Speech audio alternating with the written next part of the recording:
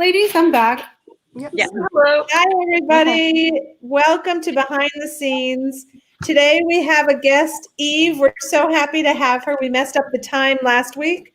And so this week we're working, although I think my internet isn't great either. I think there's a delay. But anyway, sorry, everybody.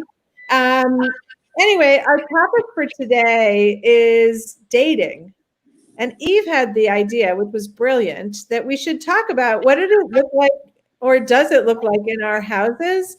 And I didn't have big daters in high school, but I remember when my oldest daughter was going to, I don't know if she would call it a date, but she was doing something with a guy in early high school. And the guy texted her to say he was there. And she left and went with him. And Dan and I looked at each other and said, wait, were we supposed to tell her something? Were we supposed to have any rules here? Should he have come to the door? Like we really looked at each other like, wow, brand new territory. It felt the same way it did for me when I took a kid to learn how to drive. And I just thought, I'm supposed to know how to do this? Like, I don't know what I'm doing. Anyway, so I would say that we never got it right. We didn't have a whole lot of opportunity to get it right. But when it didn't arise, I know we really never mastered anything that I could ever be like, oh, here's what we did. And it worked out so great.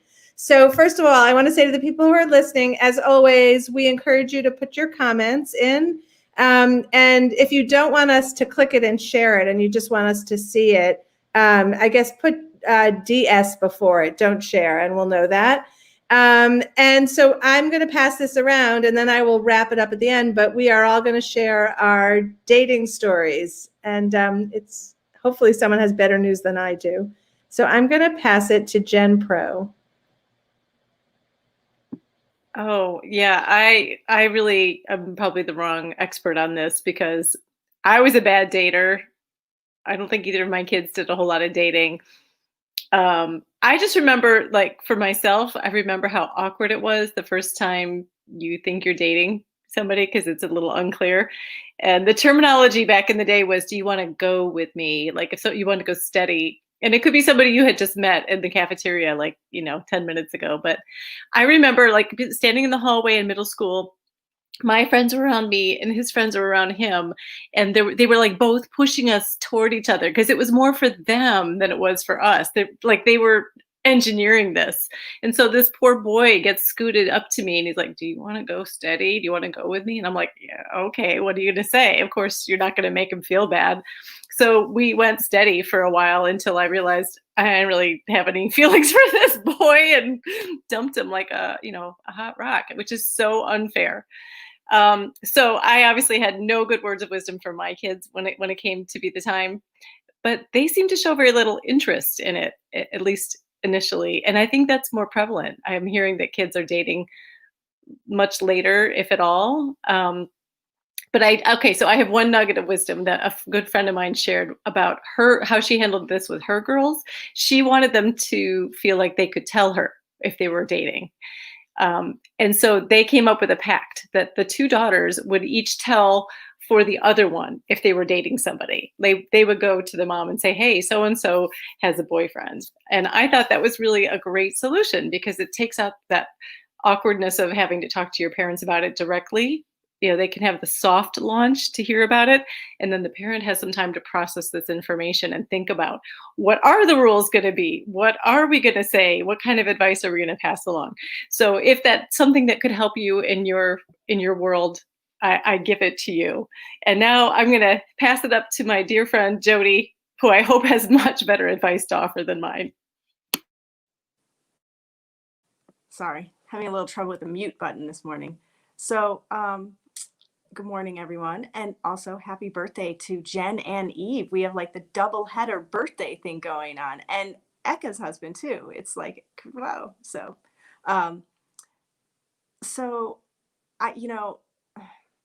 I do think that dating doesn't seem as prevalent, but I also think the language around it has changed so much, from going steady to hanging out to hooking up. I mean, there's so many different like variations of what our kids are doing. And so I think part of it is trying to understand that and also recognize that, you know, I think about the things that I may not have told my parents when I was in high school, and I'm pretty certain that there are things that I was not told either.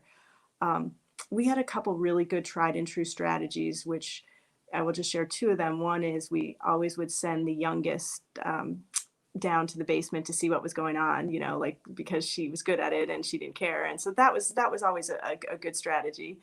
And, you know, I think also I may have gotten more information from my friends where we would kind of all say, hey, what's going on? Or did you hear this? Like, because I think you're more likely to maybe hear information, you know, oh, my kid said this, especially I had one who is still, you know, it's like getting water out of a rock, getting him to say anything. So, but, you know, we were talking before we got on the air and I was joking, I guess I would just say my one, you know, piece of advice that I've always tried to say to my kids is just be kind. Like we had one situation where a breakup was done via texting, which was kind of naughty. And just, you know, there were some hurt feelings, but then again, you know, maybe that is a better strategy. I think it's just the bottom line is you got to be kind and recognize like how, you know, there's so much changing. And at the end of the day, you know, you want to be a good person at the end of this, but we haven't had a lot of conversations, just more and certain laughs too. I think it's just a really good, you know, as hard as it was for us, I think it's even harder for them because it is a little bit more rare, you know, and then they're also up against all the things that they're seeing on TV and, you know, am I supposed to be doing this or what's going on? So I think it's confusing. So, all right, that was a whole lot of nothing. Let me pass it over to Eka. Good morning, everyone.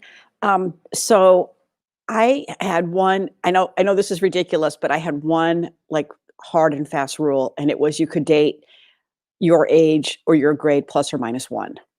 And that was because I didn't want like my daughters as a freshman going out with seniors. And that really was why. I guess I saw too many John Hughes movies or something, but it was just not gonna. So that was it. But then, you know, we talked about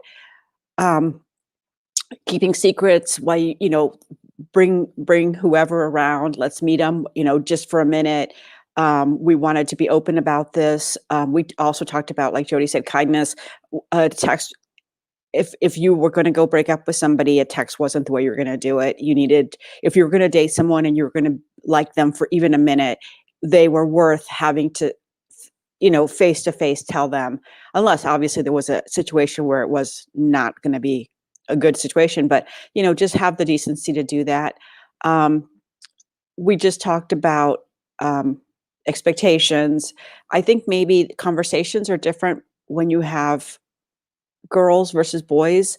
We just talked about safety, what's acceptable in relationships, when things don't feel right or when you feel scared, you know, talk to us, you know, that kind of thing. I mean, maybe they did and they didn't talk to us and they talked to their friends, but we just tried to keep an open door about discussing it. We didn't want it to be, you know, if they were seeing somebody and we didn't know about it, we heard about it through the grapevine. And when they were younger and they were, you know, dating or whatever, I always volunteered to drive them wherever they were going to go. I was fine with driving, just to kind of see the chemistry and see what was happening. So I don't know if that's very helpful or not, but, you know, it's like everybody else has said, this is kind of, you don't want to like jump on the couch and be like, all right, tell me everything, even though you want to, but you want to have them feel that they can talk to you without, like, as my husband calls it, when I Hannibal Lecter them, when I like peel open their head and pick everything out. But I just wanted to know, and I think more I want to know so that if things there was an issue that I was picking up on it, you know, more than anything else. I'd hate for them to have felt hurt or whatever, and then they didn't know who to talk to. And so that was my thing. Oh, great. I'm going to send it over to Mindy because I want to hear, because she's got the boys. I like to hear the boy perspective.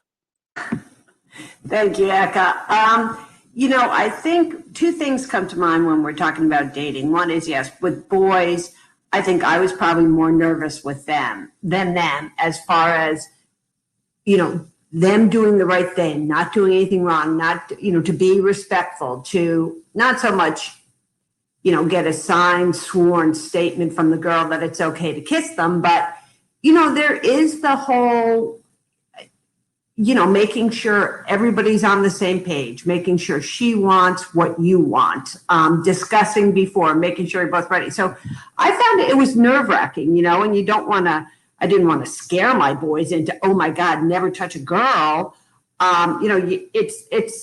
I think it's a tough balance, just being really careful, really respectful. And that's what we tried to instill in our boys.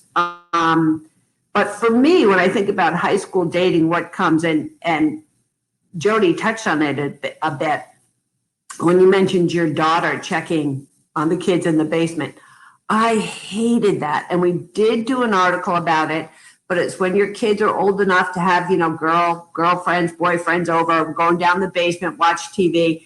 And that we knew you gotta go down, you gotta surprise, you gotta check. And I can remember discussing with my husband, you go. No, it's your turn. I went last time, here.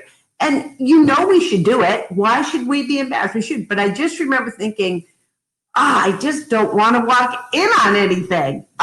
So that I'm glad, to me, that's the hard side. I know I think we have an article on it, and there was a lot of comments. You just go down, you're responsible. Yes, and we did. But that's what I think when I think about high school dating is the need to be a parent and check on them. And to me, that's important but awkward. So I will pass it to Eve. Wait, before Eve goes, can I throw something in, Mindy? Like, according to you about going downstairs, one of the things that when I always do laundry, and it seems like half the things I wash have to be hung up. And so I would always, and we had a huge line, clothesline in the basement. So if I knew somebody was coming over, I always waited to do laundry. So I would walk down the stairs with this huge thing of clothes, and my kids knew that I was always doing laundry and I hung stuff up. So I'd be like, hey guys, just coming to hang up, my delicate sweaters. And so that was kind of, I know it's a cop out, and it's so coward's way out, but I mean, they knew that. So it wasn't like all of a sudden. So I would be like, oh, he's coming over. Well, I'll just wait to do laundry. I think that's brilliant. The problem is, Eka, we didn't have laundry in our basement. Laundry was on our main floor. So no, Mindy, also on the main floor, I carried wet clothes down the stairs. So I was like making noise and like, oh, I dropped a sweater. Oh, I dropped a bra, And so now I have to go hang up a line down in the basement. We didn't have that, and it was okay. There was always the cookies, the brownies, and it was like, but okay, that's good to know. Hang up a line, pretend you're doing laundry in the basement. Okay. There we go. Okay, sorry. Back to you. Okay, we'll throw it down, around to you. Okay. Well, thank you. I apologize. There's a little bit of a noise. There's construction going on in my house, so there's a little bit of a background noise here. So I was not a dater myself in high school. So it was a big surprise. I was fully expecting that my daughter is going to be like me, kind of, sitting and observing what everybody else is doing, and then maybe jumping in it when she's out of the house in college. So I wouldn't have to get involved in any way. That was my big hope. It did not pan out because a lot of the best friends all of a sudden started dating. And I think that's kind of the big influence when the surrounding friends and maybe friends of friends all of a sudden get boyfriends and start sharing stories about boyfriends. That's when the attitude, oh my gosh, I'm sorry.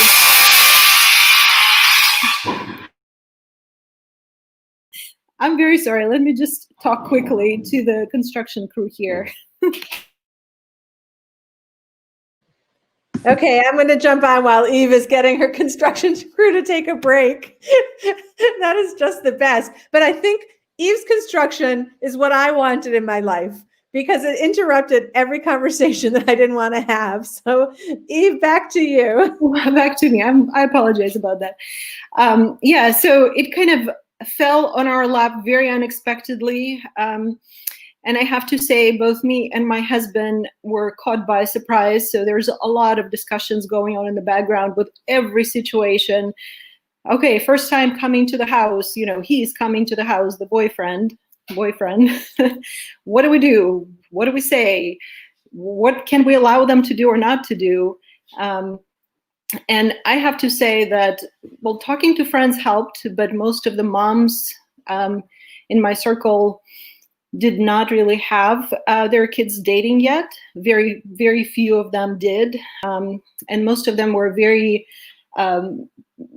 lenient. Kind of kids were allowed to do what they wanted to do. And then there's another slice of friends where the families were very conservative, and so no dating was allowed at all, which, it's like pretty much forcing the kids doing something outside of the house. And parents wouldn't know what is going on, because if kids are not allowed officially to date, they will do it. They will just do it somewhere else. So I have to tell you, a lot of my lessons about what to do with dating came from some TV shows.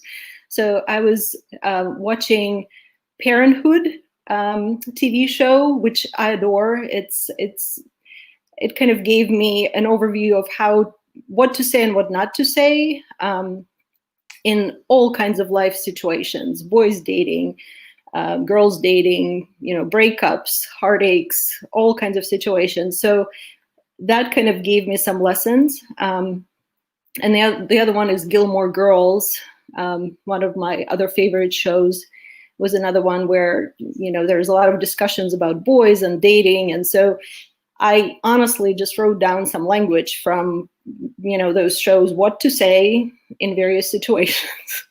So that was my experience. And I also heavily relied on some of the articles that you had posted on your website.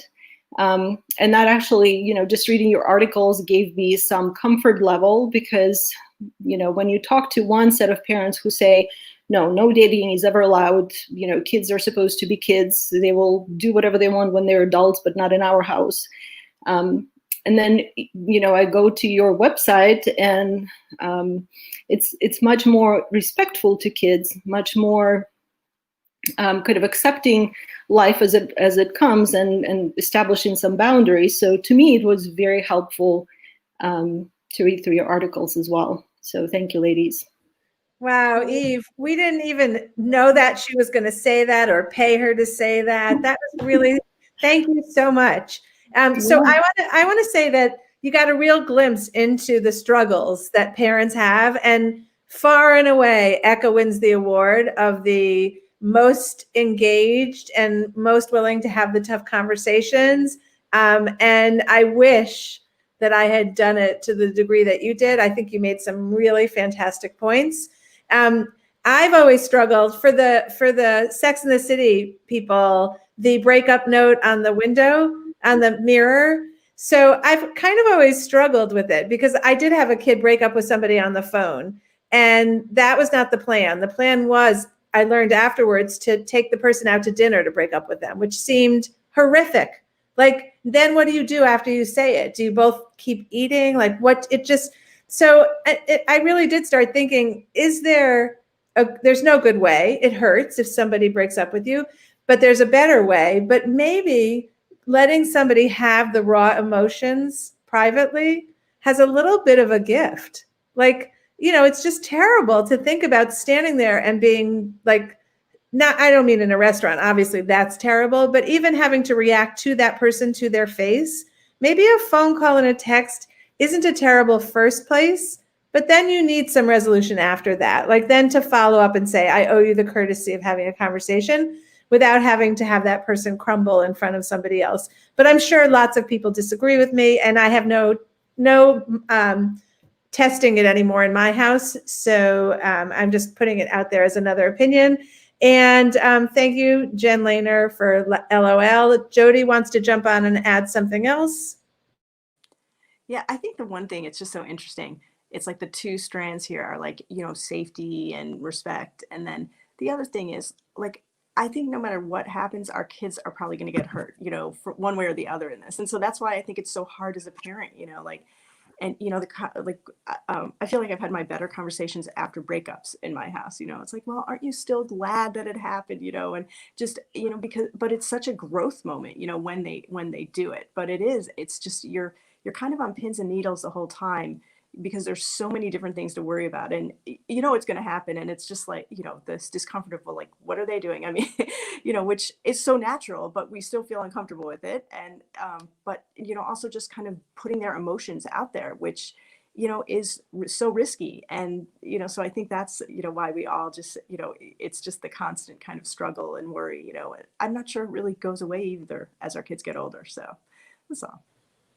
Um, oh, look at this. We cannot stop talking about it now that we don't have to deal with it. Okay, Jen. I was just going to say one thing that didn't come up, but I think is really a problem, and it always was, but it's even more so now, is the whole ghosting thing. When somebody just stops talking to you and you don't know why. It happens with their friends. It can happen with their whoever they're dating. And like I think that's if there's one piece of advice we might want to give to our younger people, and it comes under the umbrella of be kind, but like, don't just vaporize and disappear without at least informing them that you are terminating this relationship in some way. Even if it is a text or a phone call or a post-it note, at least don't leave them hanging. I think that happens so much right now. And I think it's easy to do because of the lack of in-person connection that we all are forced to have. But if that's one thing I'd like to hope we can help our young people with, is to. Okay, well, thank you, Jen. Thanks everybody for participating. Eka, are you trying to say something else, or you're on mute? Okay, so Eve, thank you so much for being our guest today and for sharing that great wisdom. I love the idea of TV, any kind of media that speaks to you and leaves you with great advice, and then to even write down the language, brilliant. So we have one person here, and I'm going to read it. Carol says, there are two things I learned with my own experiences and with my kids now. I rather have them come to our house while an adult is present, and the other thing is getting to know the other person's parents and family. That's great. That's great. So we know this is all about the rules in your family, and everyone's going to come up with what works for them. And like Eve said, you know, there's plenty of people more liberal than you, and liberal is the wrong word, but more casual about this, which is not a right or a wrong, and plenty of people who are setting more boundaries than you want to. And so it is kind of figuring out what family do you live in. And also, to Eve's point, keeping in mind that there is always sneaking around us. So we want to have conversations so that we can end up like Eka, where they come and talk to us. So thanks everybody for being here with us today. Next week's going to be a little lighter. We are going to talk about, well, we'll start with Jen because today's her birthday, but how did we all celebrate our COVID birthdays? So we're going to have a little bit of a lighter conversation. Join us next week. Thanks so much. Thank you.